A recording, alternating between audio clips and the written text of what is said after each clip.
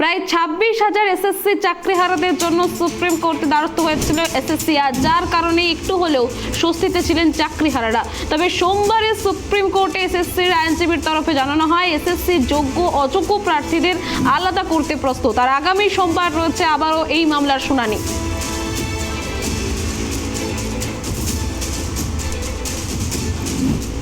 প্রায় 26,000 এসএসসি চাকরিহারাদের জন্য সুপ্রিম কোর্টের দ্বারস্থ হয়েছিল এসএসসি, আর যার কারণে একটু হলেও স্বস্তিতে ছিলেন চাকরিহারারা।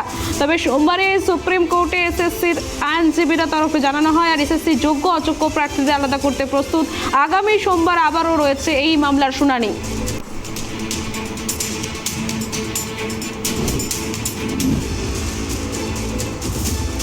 যেমনটা কথা ছিল, প্রায় 26,000 এসএসসি চাকরিহারাদের জন্য সুপ্রিম কোর্টে দ্বারস্থ হয়েছিল এসএসসি, আর যার কারণে একটু হলেও স্বস্তিতে ছিলেন চাকরিহারারা। তবে সোমবারে সুপ্রিম কোর্টে এসএসসির আইনজীবীর তরফে জানানো হয় এসএসসি যোগ্য অযোগ্য প্রার্থীদের আলাদা করতে প্রস্তুত।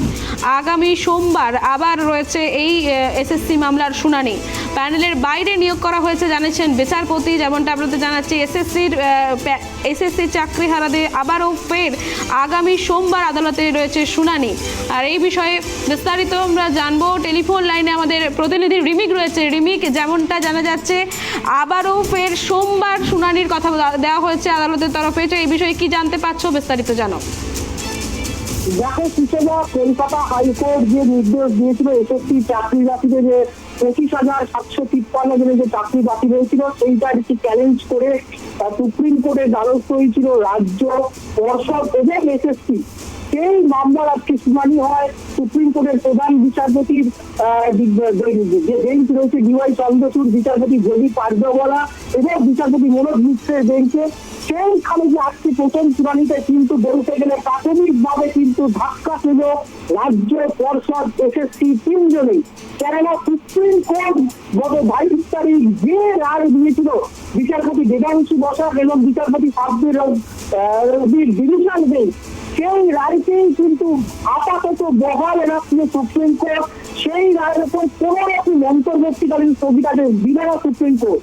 শুধুমাত্র একটা অংশ, কলকাতা হাইকোর্ট রায়ের একটা অংশের উপর সুপ্রিম কোর্ট স্থগিতাদেশ জারি করেছে যে যারা চাকরি হারা বা যাদের অবৈধভাবে চাকরি হয়েছিল তাদের চাকরি বজায় রাখতে রাজ্যের ক্যাবিনেট মন্ত্রিসভা যে সুপার নিউমারি পোস্ট তৈরির সিদ্ধান্ত নিয়েছিল, সেই সুপার নিউমারি পোস্ট কিসের ভিত্তিতে দেওয়া হয়েছিল এবং কারা তাতে বেনিফিশিয়ারি হতো এবং কাদের হতে হাত ছিল, সেই যে তদন্তের নির্দেশ, তাতে যে তদন্তের নির্দেশ সিবিআই এর উপর দিয়েছিল কলকাতা হাইকোর্টের ডিভিশন বেঞ্চ, সেই শুধুমাত্র সেই অংশটুকুর উপরে আজকে সুপ্রিম কোর্টের প্রধান বিচারপতির যে বিশেষ বেঞ্চ, সেই বিশেষ বেঞ্চ অন্তর্বর্তীকালীন স্থগিতাদেশ জারি করেছে এবং আগামী সোমবার এই মামলার আবার শুনানি হবে।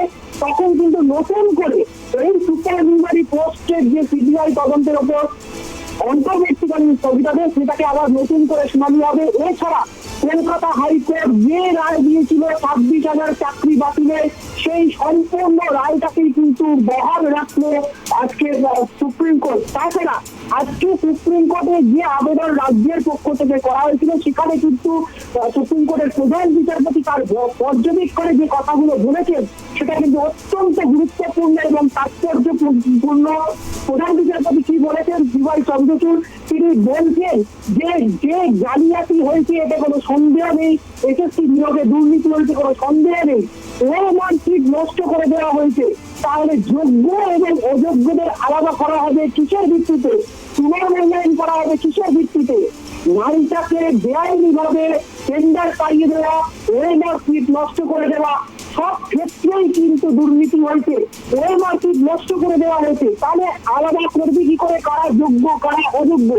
এমন পাশাপাশি আজকে বিতর্কিত চাকরি বাককদের আইনজীবী যে কথাটা বলেছিলেন যে সুপার নিউমারি পোস্টে বা রাজ্যের আইনজীবীও একই প্রশ্ন করেন যে সুপার নিউমারি পোস্টের উপর যে সুপ্রিম কোর্টে কলকাতা হাইকোর্টের ডিভিশন বেঞ্চ যে সিবিআই তদন্তের নির্দেশ দিয়েছিল, সেই সিবিআই তদন্ত যদি চলে তাহলে যে বর্তমানে লোকসভা নির্বাচন চলছে সেই লোকসভা নির্বাচনের মধ্যেই গোটা মন্ত্রিসভাকে তাহলে জেলে চলে যাবে। কেননা রাজ্য মন্ত্রিসভায় কিন্তু সিদ্ধান্ত নিয়েছিল এই সুপার নিউমারি পোস্ট তৈরি করার জন্য। সেই ক্ষেত্রে কিন্তু তারপরে এই বক্তব্য রাজ্যের এবং বিতর্কিত চাকরি পাবকদের আইনজীবীদের এই বক্তব্য শোনার উপর তার উপর অন্তর্বর্তীকালীন স্থগিতাদেশ দিয়েছে সুপ্রিম কোর্ট। এছাড়া যেটা বলা হচ্ছে, যেটা আজকে বলেছেন এসএসসি নিয়োগীদের, যেটা বলছে প্রধান বিচারপতি ডিওয়াই চন্দ্রচূড়, যেটা বলেছে যে এসএসসি নিয়োগীদের বড় রকমের দুর্নীতি হয়েছে তা স্পষ্ট। প্যানেলের বাইরে নিয়োগ হয়েছে, এটা সম্পূর্ণ জালিয়াতি হয়েছে। কারা যোগ্য এবং কারা অযোগ্য সেটা কিভাবে আলাদা করা হবে বা তার পুনর্মূল্যায়ন কিভাবে হবে, কারণ ওই নেতৃত্ব নষ্ট করে ফেলা হয়েছে। এবং আদালত যেটা বলছে, যেটাকে চ্যালেঞ্জ করে কলকাতা হাইকোর্টের যে রায়টাকে চ্যালেঞ্জ করে রাজ্য পর্যায়ে এবং এসএসসি দিয়েছিল, সেই ক্ষেত্রে কিন্তু আজকে সুপ্রিম কোর্ট কিন্তু অত্যন্ত তাৎপর্যপূর্ণ একটা বক্তব্য বলেছে।